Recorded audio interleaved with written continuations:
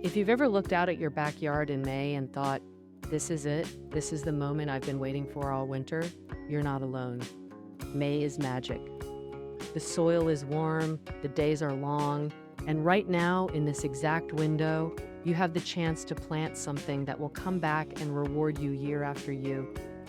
Today, we're talking about the 7 best perennials to plant this month, plants that will start showing off in spring and keep going all the way through summer. These aren't just pretty flowers. These are workhorses that earn their place in your garden every single season. Now, here's the thing most gardeners get wrong. They wait, they think I'll plant in fall, or I'll wait until summer. But May is the sweet spot. The frost threat is gone across most of the country. The soil has had weeks to warm up and absorb spring rain, and your new plants have the whole growing season ahead of them to establish strong root systems. Plant now, and you're giving these perennials the best possible head start. So let's get into it, starting with number 1. Garden Phlox. The scientific name is Phlox paniculata, and if you've never grown it, you're in for a treat. This plant is a native wildflower of the eastern and central United States, and it blooms with these massive dome-shaped flower clusters that look like something out of a painting. We're talking lavender, lilac, pink, purple, salmon, white, sometimes all in the same garden bed. And the fragrance? Sweet and strong. Plant it near a patio or a window you leave open, and that scent will drift right into your home. Garden Phlox is hardy in zones 4 through 8, which covers a huge swath of the American continent, from the upper Midwest all the way down through the mid-Atlantic and into the South. It can grow up to 4 feet tall, and it blooms from midsummer right through fall. Plant it in full sun or partial shade, give it well-draining soil enriched with compost, and water at the base, not overhead. That last part matters. Overhead watering invites powdery mildew, which is phlox's one real weakness. Space your plants well for airflow, and you'll be golden. And here's a bonus. Butterflies and hummingbirds absolutely love it. Number 2 on our list is Catmint, Nepeta, and if there's a low-maintenance superstar on this list, this is it. Catmint looks like something a landscape designer would put in a high-end garden, but it is incredibly forgiving and practically thrives on neglect. Those soft, billowy mounds covered in spikes of lavender blue flowers, they start in early summer and just keep going through fall. And while cats do love to roll in it, hence the name, this plant is doing important work in your garden that goes way beyond looking pretty. Catmint is hardy in zones 4 through 8, and it grows about 2 feet tall and wide, perfect for bordering a path or tucking in front of taller plants. Here's something science-backed that most people don't know. Catmint contains nepetalactone, the compound that attracts cats, but that same compound is actually a more effective mosquito repellent than DEET in some studies. So this plant is not just beautiful, it's doing double duty, pulling in the good pollinators while pushing away the pests you don't want. Deadhead after the first bloom and it'll flush again. It's one of those plants you plant once and wonder why you waited. Number 3 is Bleeding Heart, Dicentra spectabilis. And if you want a conversation starter in your garden, this is it. Every single person who sees this plant for the first time stops and stares. And honestly, who can blame them? Each arching stem carries a row of perfectly heart-shaped pink flowers, each one with a small white teardrop hanging beneath it. It looks like it was designed by someone who spent way too much time thinking about what flowers should look like. It's delicate, it's romantic, it's unlike anything else in the garden. Bleeding Heart is native to Asia and hardy in zones 3 through 9, so almost everyone in the continental US can grow it. It prefers shade or partial shade, which makes it a rare gem for those spots under trees where nothing else wants to grow. The flowering season is short, 2 to 3 weeks in spring, but it's spectacular enough that it earns its space 10 times over. It can grow up to 3 feet tall, and once established, it comes back every year, bigger and more dramatic each spring. One important note, Bleeding Heart is toxic to humans and pets, so plant it away from curious kids and animals. Coming in at number 4 is Columbine aquilegia, and this one has a shape that you genuinely will not find anywhere else in the plant kingdom. The flowers look exactly like a jester's cap, with these backward-pointing, spurs radiating out behind the petals. They come in every color you can imagine: red and yellow, deep purple, white, bicolor combinations that look hand-painted. And they do something that most flowers don't. They face downward, bobbing gently in the breeze like tiny lanterns. If you've got a cottage garden vibe going, Columbine is absolutely essential. Columbine is hardy in zones 3 through 8 and blooms in late spring, right as the weather is warming up. It prefers full sun in cooler climates and partial shade if you're in the south or southwest. Here's what makes Columbine extra special for wildlife. Those long nectar spurs are essentially designed for hummingbirds and long-tongued bees. The birds reach in for the nectar and the plant gets pollinated. It's a finely tuned relationship that's been evolving for millions of years, and you get to watch it happen in your own backyard. Like bleeding heart, Columbine is toxic, so keep children and pets away. Number 5 is the Shasta daisy, Leucanthemum X superbum. And I want to take a moment to give this plant the respect it deserves because it often gets overlooked in favor of flashier flowers. But here's the truth: Shasta daisy is one of the most reliable, cheerful, and enduring perennials you can plant. That classic white petal and egg yolk yellow center combination is timeless. It works in a formal border, a wildflower meadow, a cutting garden, anywhere you want a bright, clean pop of white and gold.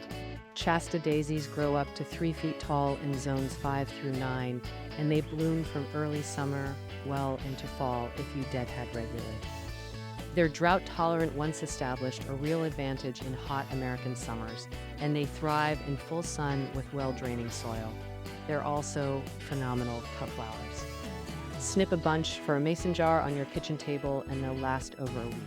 One thing to note, Shasta daisies are toxic to dogs and cats, so be mindful if you have pets.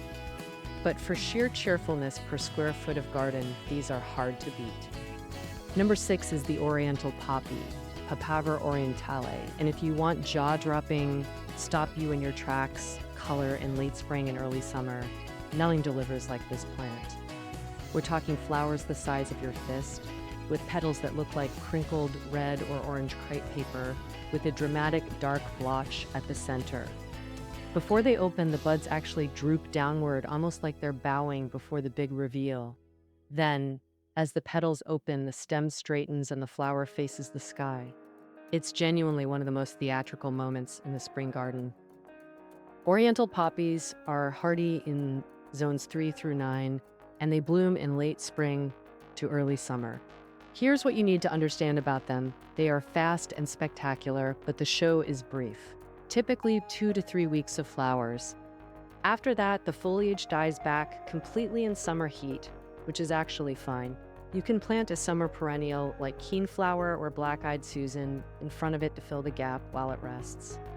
Then in the cool of fall, the foliage returns and it overwinters, ready to give you that spectacular show again next spring. Keep away from pets. All parts of the plant are toxic. And we've saved the best and arguably the most dramatic for last. Number 7 is Delphinium, Delphinium elatum. And if you plant just one thing from this entire video, make it this one. Delphiniums were just named the 2026 Flower of the Year by 1-800-Flowers, and honestly, that recognition is long overdue. These are the tallest, most architectural flowering perennials you can grow.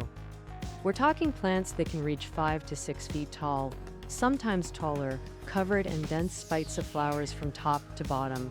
It's less like a plant and more like a vertical column of color. Blue is the rarest color in the plant world. True blue, not purple, not violet, but pure sky blue is almost impossible to find in flowering plants. Delphiniums have it, and that's a big part of why they're having such a moment right now. They fit perfectly into what garden designers are calling the calm luxury trend. Tall, graceful, cool-toned, and impossible to ignore. Delphiniums are hardy in zones 3 through 7. They thrive in full sun with well-draining, humus-rich soil, and they need consistent moisture and regular fertilizing to perform at their best. Here's the insider knowledge that most gardeners don't have. Delphiniums actually bloom twice if you manage them right. After the first spectacular flower spike fades, cut the entire stalk down to the ground and give the plant a dose of balanced fertilizer. Within a few weeks, new flower shoots will emerge, and you'll get a second flush of blooms in late summer or early fall, smaller than the first, but still gorgeous. Also, taller varieties need staking, so put your supports in early before the stems get heavy, and always wear gloves when working with delphiniums. Every part of the plant is toxic. Now, let's talk strategy, because the real power of these 7 plants is in how they work together. This is something experienced gardeners know intuitively. You don't just plant one thing and call it done. You layer, you sequence. You create a garden that has something interesting happening from April straight through October. Here's how the bloom sequence actually plays out. In late spring, you've got your Columbine and Bleeding Heart putting on their show, delicate, charming, cool season beauties. Then, in late spring to early summer, Oriental poppies explode into bloom with that dramatic theatrical color. As they fade, the summer crew takes over. Delphiniums launch their tall spikes, Shasta daisies start popping, and garden phlox builds toward its midsummer peak. Catmint bridges the whole thing, blooming from late spring right through fall. Done right, this combination gives you continuous color for 5 to 6 months straight. When it comes to placement, think in layers. Put your delphiniums at the back of the border at 5 or 6 feet. They need to be behind everything else. Garden phlox and Oriental poppies go in the middle, around 3 to 4 feet. Shasta daisies, Columbine, and Bleeding Heart work beautifully in the middle layer too. And Catmint, your low, billowy mounds of lavender, belongs right up front, where it can spill over the edge of the bed and soften the whole look. This layered approach means the garden always looks full and lush, even as different plants take turns in the spotlight. Before we get to planting, let's talk about the one thing that will make or break all 7 of these plants: soil preparation. Every single perennial on this list wants the same basic thing: well-draining soil that's rich in organic matter. That means before you plant, dig in a generous layer of compost, 2 to 3 inches worked into the top 8 to 10 inches of soil. If your soil is heavy clay, you'll also want to add some coarse sand or perlite to improve drainage. Get this right once, and these perennials will reward you for years. Here's a tip that comes straight from University Extension research.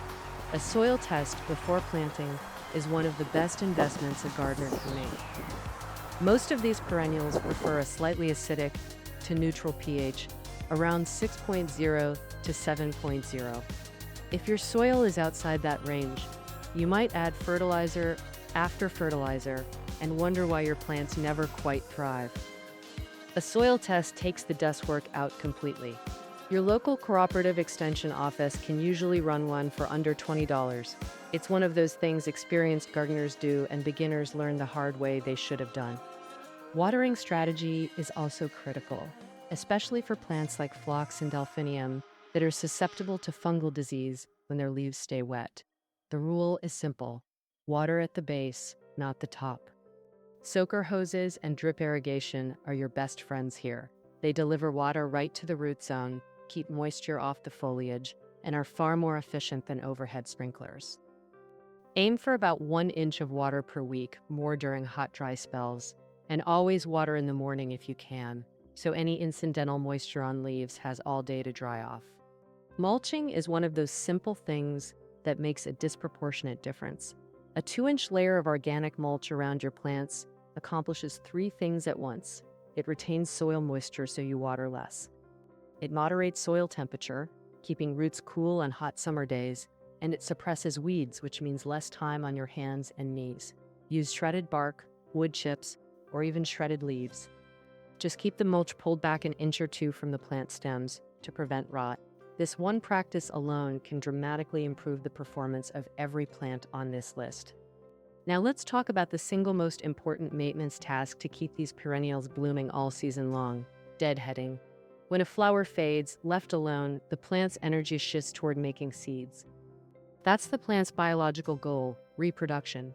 But if you remove those spent flowers before seed sets, the plant redirects that energy back into making more blooms. For Shasta daisies, garden phlox, and catmint, Regular deadheading can extend the bloom season by weeks. It takes 5 minutes, a pair of scissors, and it makes a dramatic difference. One of the biggest rewards of planting this particular combination of perennials is the wildlife it attracts. Garden phlox, catmint, and delphinium are all hummingbird favorites. Columbine, with those long, elegant nectar spurs, is practically designed for hummingbirds. Meanwhile, catmint, Shasta daisies, and phlox draw clouds of butterflies and native bees. If you've been wanting to make your backyard a place where wildlife actually shows up and stays, this 7-plant lineup does the heavy lifting for you. You're not just growing a garden, you're creating habitat. And here's something worth thinking about. Every one of the 7 plants we've covered today is a perennial. That means you plant them once and they come back year after year. They're an investment that pays compound interest. The first year they establish. The second year they put on a better show. By year 3, 4, 5, they're filling out, dividing, getting more beautiful every season. Compare that to annuals, which you replant every single year. Perennials are the smarter long-term play, and May is the perfect time to start. Let's do a quick recap. Garden phlox for that sweet fragrance and late summer color. Catmint for low maintenance, pollinator friendly, almost year-round blooms. Bleeding heart for the shade, for the drama, for the conversation. Columbine for the hummingbirds and that jester cap charm. Shasta daisy for cheerful, reliable, drought-tolerant summer color. Oriental poppy for the most theatrical 2 weeks of spring drama you've ever seen. In Delphinium, the 2026 flower of the year, for towering architectural beauty and that rare, true blue color that stops everyone in their tracks. If you're just getting started with perennials, here's my recommendation. Don't try to plant all 7 at once. Pick 2 or 3 that excite you most. Get them established, see how they perform in your specific soil and light conditions, and build from there. Gardening is a process, not a race. And every garden is different. Your microclimate, your soil type, your local rainfall, these all play a role. But with the 7 plants we covered today, you're starting from a position of strength. These are proven, reliable, beautiful plants that have earned their place in American gardens over generations. The garden you want, that jaw-dropping, color-filled, wildlife humming, neighbor-stopping garden, it starts with the plant in the ground. Right now, in May, you have the perfect opportunity to create something that will grow more beautiful with every passing year. So get out there, get your hands in the dirt, plant something that comes back. And if you found this helpful, hit subscribe so you don't miss what we cover next, because we've got a lot more of this kind of deep dive, science-backed gardening content coming your way. See you in the garden.